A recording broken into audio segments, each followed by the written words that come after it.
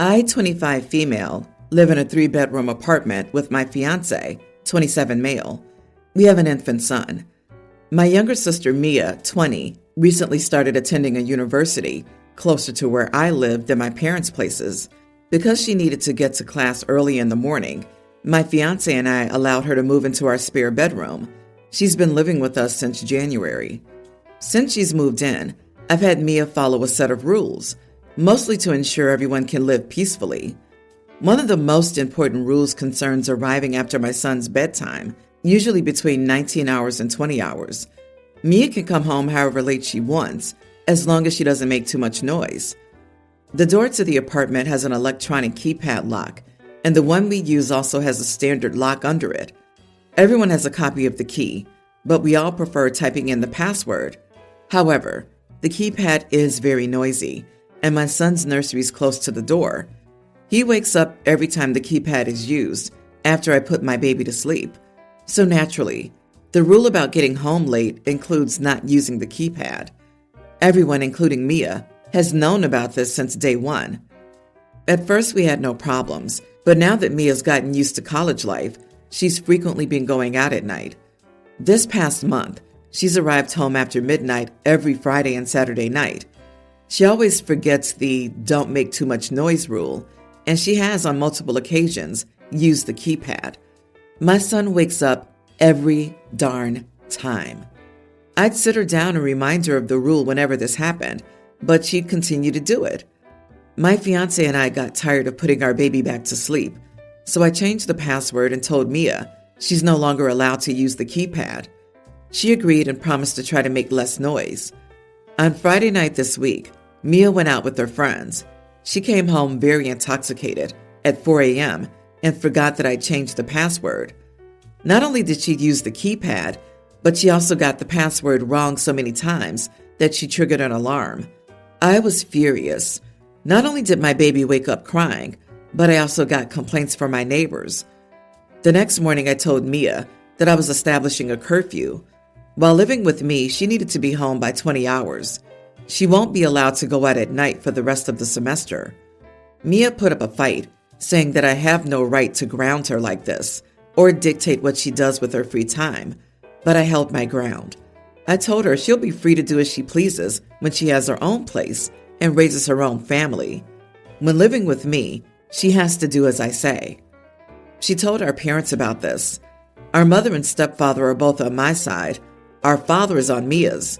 He's saying that I'm not her mother and I have no right to treat her like a child. He also thinks it's unfair to do this to her over an intoxicated mistake. Am I the idiot? Edit. No, I can't mute the keypad. Not the idiot. I admit it sounds like a bit of a power trip to ground your adult sister, but it is well within your rights to enforce the rules when you're allowing your sister to live there for free. She can always rent her own place if she wants full freedom to do whatever she wants. She's definitely old enough to have some responsibility if she's in college. I laughed about the terminology, ground her, but in all honesty, what are OP's options? Sister has zero respect for the baby or the parents. If dad is so appalled, he needs to facilitate new living arrangements for her. This isn't about what or who she's doing out late.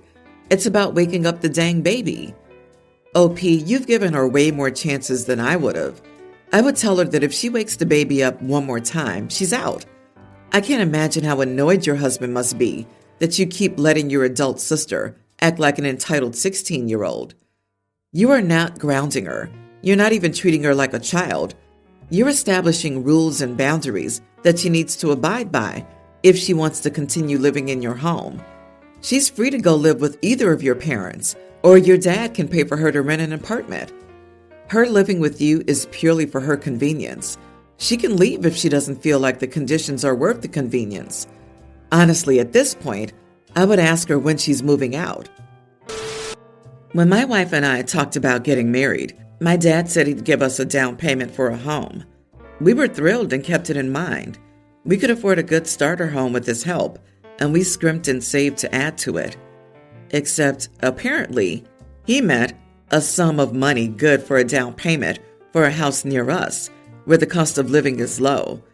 He did not ever mean a down payment for a home in Colorado, where my wife and I have lived since we were in college. He said he thought that I'd be smart enough to realize we'd need to move somewhere with a lower cost of living than Colorado.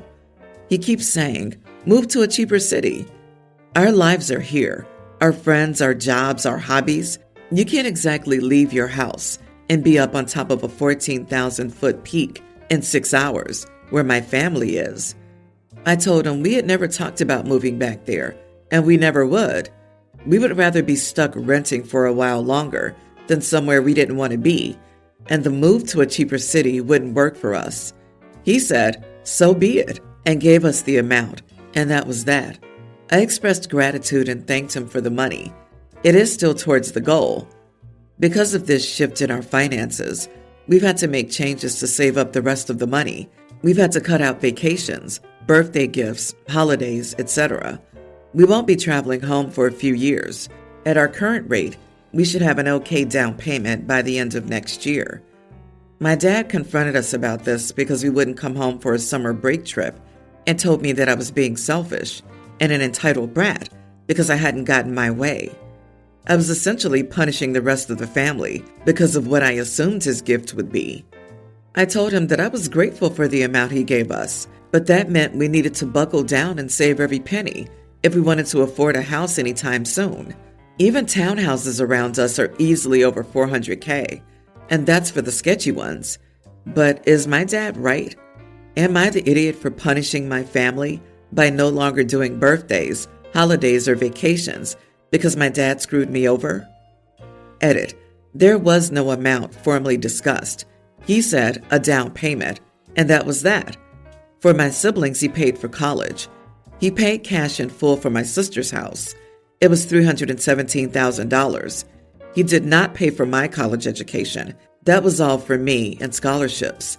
He gave me enough for a down payment on a home where I'm from, not one in Colorado. They're invited to come home anytime, but believe it should be me to go there because I'm the one who moved away. I still have to save around $11,000 to $13,000 to make up the difference based on a starter home price and a cheap townhouse in a safer neighborhood here. Daddy only gave me a couple tens of thousands of dollars and not the arbitrary number I had in my head. So now I'm going to cancel every trip to them under the guise of tightening my belt to afford a home. The whole thing is crazy. Just assuming everything after hearing, I'll pay your down payment in the most favorable way and feeling screwed over when reality doesn't meet my fantasy. Come on, you are the idiot. What down payment automatically means 30% on a $1 million home to you?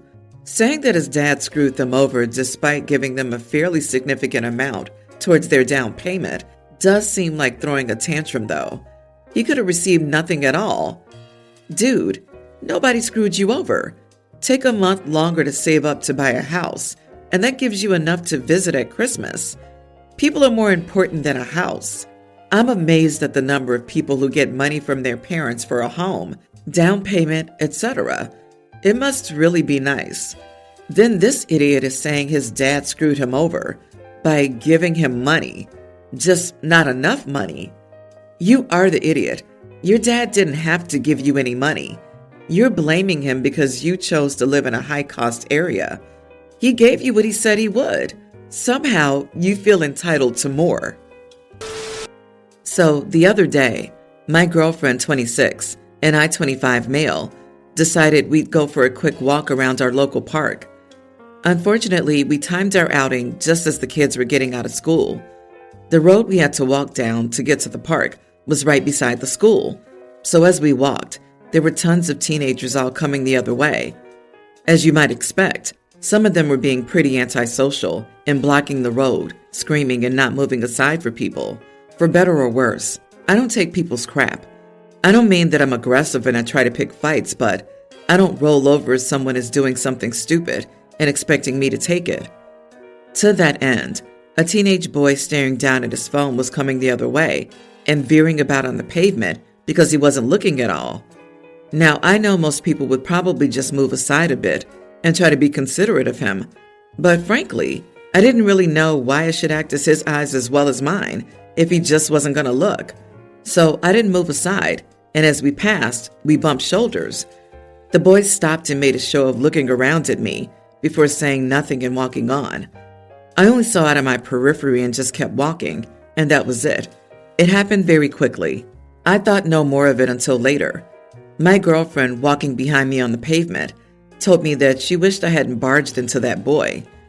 Upon my saying that she shouldn't feel any way about it, given that it had nothing to do with her, she said it made her feel intimidated watching him stop and stare at me. She would have been right beside him at that point. She said I should have thought about that and not escalated something to the point where I was making contact with anyone and potentially causing confrontation. I don't know if it matters, but she has anxiety and was bullied throughout school. Frankly, I'm torn about this. I don't know if I'm in the wrong here and should have thought twice, or if it's not my problem and this has been slightly blown out of proportion. After all, nothing happened. Am I the idiot? What a big man enforcer of park justice you are. Seriously? Your girlfriend is right. You should have handled it better. A shout of "Bro, eyes up" would have been the appropriate thing to do. Physicality was not warranted, and the girlfriend was dead on when she said it could have escalated. If it escalated and you threw down with a teenager, you'd be screwed if the kid pressed charges. You are the idiot. Darn kids always on their phones, said the adult, who's apparently unable to use his words. Also, "I don't take people's crap" is exactly the kind of thing that an unnecessarily confrontational person would say. Don't deliberately walk into people. What would using his words have looked like in that situation? Would you have him calling out, "Young man, look up from your phone or you'll run into people"? I'd wager you'd find such a thing to be a jerk move, right? So I ask again, what would using his words, which you propose as the correct action, look like here? I'm pretty sure "excuse me" works just fine. You are the idiot for intentionally running into this kid. Should he have been paying attention? Yes, absolutely. But you recognized that he was about to run into you. You were responsible for moving. If a car was driving head-on towards you, are you just going to drive into it because they should have been paying attention? Grow up. We are at the beginning of my dad's retirement family trip. He's paying for all of us to meet as a family in Hawaii for a week since he's retiring after working at the same company for 42 years. There are 6 of us, but my brother and I live in the same part of the country. I guess it's relevant to say that I'm 5'1" and my brother is 6'6". I always fly for work and have quite a bit of status with the airline for which my dad bought our tickets. This is what happened way earlier today. We were all boarded and ready to go when a flight attendant approached me and whispered that they had a first-class passenger not show up and needed the coach seat to accommodate a standby passenger. She said I had by far the most status of anyone on the plane, so they were willing to move me to first class for free. I was like, "Oh yeah," and I took it in a heartbeat. I told my brother I'd see him in 12 hours and let me know if he wanted any food or drink, and I grabbed my stuff and moved. Needless to say, I had a nice flight. When we landed and were waiting for our shuttle, my brother was so cranky but wouldn't tell me what was going on. He didn't speak to me for the whole shuttle ride. We had a nice hello with the rest of the family, but after I got down from my shower, my mom took me aside and said what I did was awful. I asked her what she was talking about, and she said that I should have given my brother the seat. I thought that would be the end of it, but all 5 of my siblings and my parents are upset with me, and the vacation is off to a very rough start. I was trying to play with my niece and nephew in the lobby waiting for lunch, and my sister said, "No, they only like to play with people who give a crap about their family. What were you thinking?" I asked her if this was about the first class thing, and she said, "What do you think it's about?" I said that he never asked me to switch with him, and she said, "An idiot makes people beg. Family members don't." I've been by myself since brunch, and I'm not having much fun. Am I the idiot? I had something happen to me years ago on Air Canada. I was flying the Vancouver to Toronto red-eye with an adult daughter and got tagged for an upgrade. I asked about letting her fly up front instead and was told the seat was only available to the status holder. I was exhausted from a week working away, so I took it. No one shamed me for it. Not the idiot.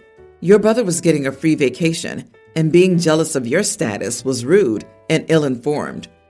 Yeah, OP, tell them that it wasn't even an option for him to move to first class. If you had declined, they would have moved the next person on the list, not your brother. Your brother is a passive-aggressive whiner who apparently can't even use his words and runs to his mommy to fight his disputes for him. You deserve that upgrade, and even more so in retrospect because of how your brother acted like a toddler who missed his nap. Exactly. I'm amazed that her entire family is making such a big deal out of this, and for so long. Like, holy crap, let it go. Sounds like the brother is the angel child who can do no wrong. I would not put up with them trying to punish me for the whole vacation. Holy crap, your brother is a 6'6" baby, and the rest of the family are entitled idiots. Update. I only saw my family for a little bit yesterday, and they were still mad at me to varying degrees. I have a good friend who lives here in the military, so she hung out with me, and we met some really fun and cute guys at a dive bar. So, my vacation will be great no matter what, but reading your comments really gave me confidence to not give a crap, or try to at least. Thank you. I, female 39, started dating Jack 7 years ago. He told me he was 26, and I believed him because he looked 26. After a while, I found out that he lied about his age, and he was actually 18 at the time.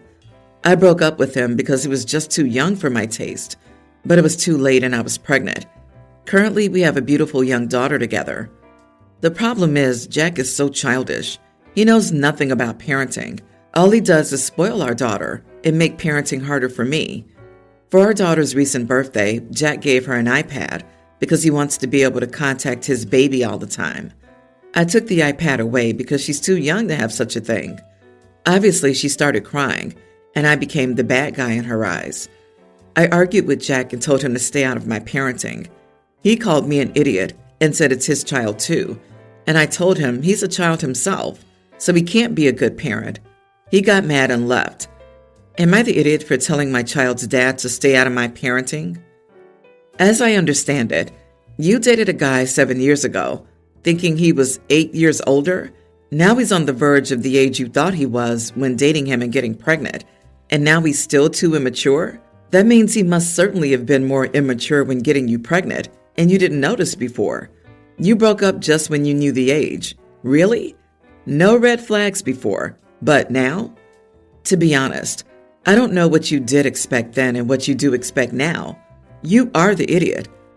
Wait, he spent his money on an iPad for his daughter? He continues to be a parent since 18 and didn't run off? Young grammar school-age children use iPads in school. You know that you can set limits on the iPad, right? He was good enough to make a baby with, and you chose a man who wants to be involved. What is the problem? He loves his daughter and wants to spoil her. You should be praising what your daughter has for a dad. Sorry, honey, you are the idiot here. Regardless of your age, you're the one being childish. Your child has two parents and the right to contact both. Your words and actions towards Jack will encourage him to avoid attempting to co-parent with you and to make major decisions impacting your daughter behind your back because you're emotionally abusive to him, which is exactly what happened. This isn't an interference with your parenting. It's a failure to co-parent, and nothing in your behavior shows that you're someone who can be successfully co-parented. It's you.